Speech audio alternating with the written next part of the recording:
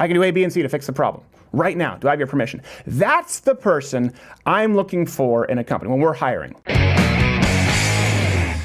You hear this a lot. You hear right now when we were talking about CNN and we were talking about kind of what's been going on with Kavanaugh. We've been talking for a long time, obviously, about Antifa and Black Lives Matter. And you hear people often complaining, saying, well, someone has to do something. Right? We hear that all the time. Someone has to do something. He was asking me, we do this kind of pre-interview, and he was asking me about this show and what it was that inspired me to do this show. This show is the result of someone has to do something. Let me explain what that means. And this was important because I have an email recently from someone from the YAF conference, and I appreciate the email that you've sent. By the way, lifeadvice@louderwithcrowder.com. We'll be doing a whole episode with nothing but life advice that you probably won't want.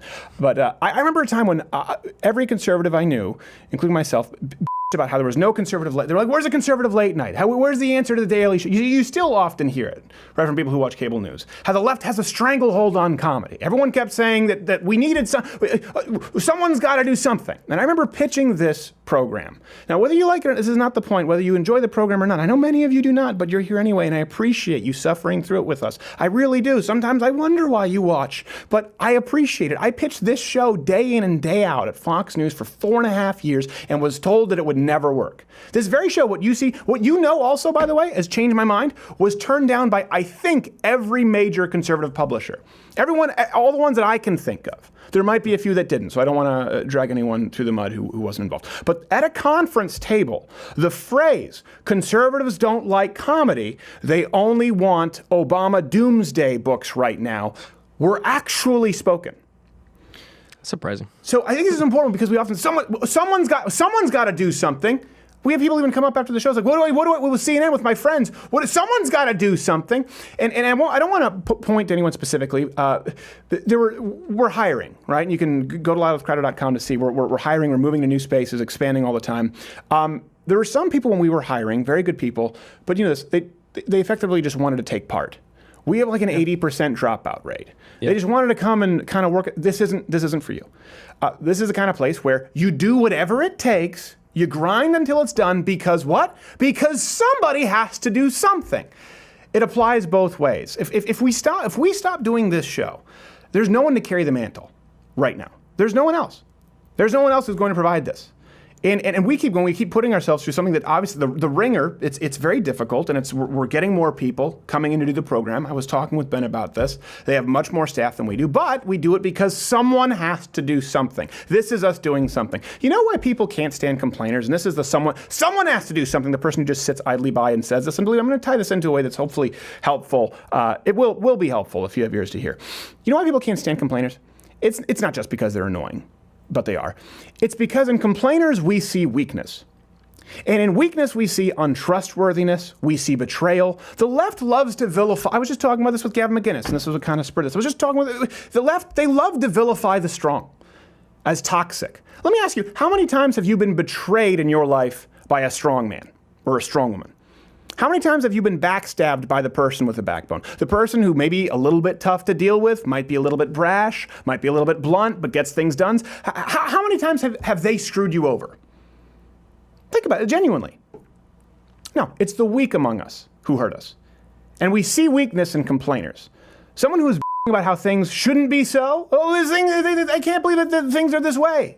You and I, we all subconsciously say, oh, so you're not doing anything to change that it's so. They're just waiting for somebody. Somebody has to do something. That's inaction. And inaction is a decision. Someone's got to do something. We hear that all the time. Stop being the person who says that. Be the person who does something. And let me tell you something. And as an employer, because what I'm about to tell you applies to anyone in your life whose respect is needed to be earned at all, or is worth earning. If there's anyone whose respect you need to earn or you think is worth earning, this applies to you. As an employer, the most valuable person to me is the guy who comes to me with solutions to problems that I didn't even know existed yet. The most valuable, the MVP is the guy or girl who says, I noticed this wasn't working properly, or I noticed that this could be made more efficient, and I thought we could fix it through ABC or XYZ. I do have your permission to do so. I am the person looking to give you more money. Are you man enough to take it? That's the person employers are looking to promote. And it applies to every aspect of your life, from your work to your relationships, to your marriage, to your finances. You know who the least valuable person is in a company? It's the person who says problem, problem, problem, and doesn't give you any solutions. And months down the line, still no solutions. Because anyone can find a problem. But when it comes to fixing it, by God, somebody has to do something. Well, could that somebody be you? No. Somebody. I mean, somebody in the abstract. Somebody finds a way. And these people do this because the person who is trying to do something. Also, this is another important component to the whole. Someone's got to do something. The person who is trying to do something, if you become that person, most of you aren't, by the way, will inevitably fail. That's a part of being the person who does something. You know who never fails? The person who sits by and says, someone has to do something. Will someone please think of the children? How about you think of the children? Someone has to do something. And then they can sit by and find more problems and point to the failures of the people who are doing something. But in the long run, they're not the ones helping you, providing solutions. Not only are these people less valuable in an employment situation, they cease to be valuable to anyone in their life.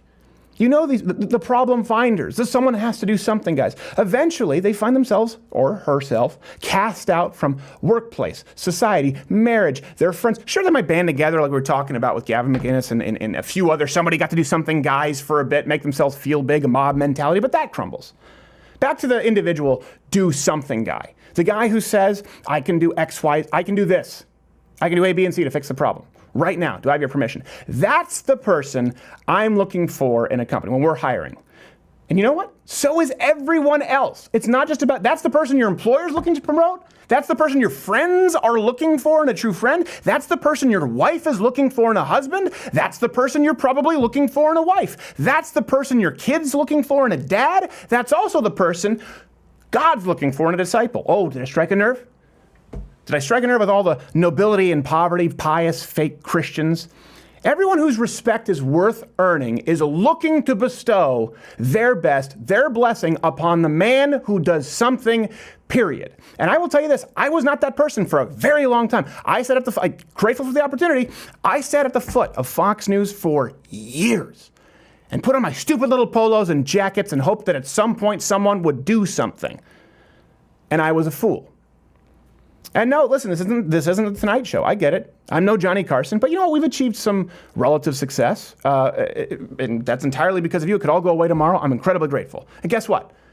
It's a whole lot more success than I had with any original show at 21 or 22 or 23 years old, hoping that someone would do something, hoping that someone would publish, look, I've got this treatment for the Change My Mind book. No, someone has to do this. What we are doing is the something I wish someone had done. That's all I can do. I can't do any better than that. We created a show. We did Change My Mind. And I was talking with Dennis Prager about this as well. I said, we did this because we all sat around saying the conversations that we have when we go get our hairs cut, the conversations that we have that have gotten us, unfortunately, 3.5-star ratings at Uber. You never see on air. It's not about scoring political points. That's what Change My Mind was. It was someone has to do something. And I know that at least millions of you have benefited. Again, it could all go away tomorrow. I'm very grateful. The reason this show exists at me being 31 years old, that I was hoping to see when I was 21 years old, is because I stopped at one point saying, someone's got to do something. So the question I most often get, and we'll do this life advice for people who are Mug Club members, but can be answered really simply with this.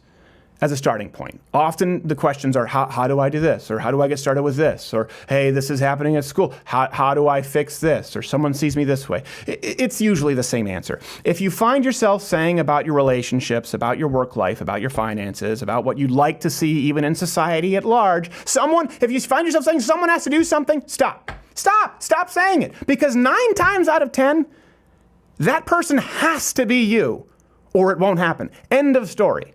I'm talking to everyone out there, conservatives in the entertainment industry, in academia, on politicized science, grants maybe, high-profile athletes. No one is going to do it if you don't. This is the main piece of advice that I could give, if I could give to anyone. I know I'm 31 years young. Who wants your advice from a 31-year-old? But half the time when we get these questions from people, it can be answered very simply. Do something. Stop being the complainer. Stop being the person who screams that someone has to do something, and be the guy or the girl who does it. That's it.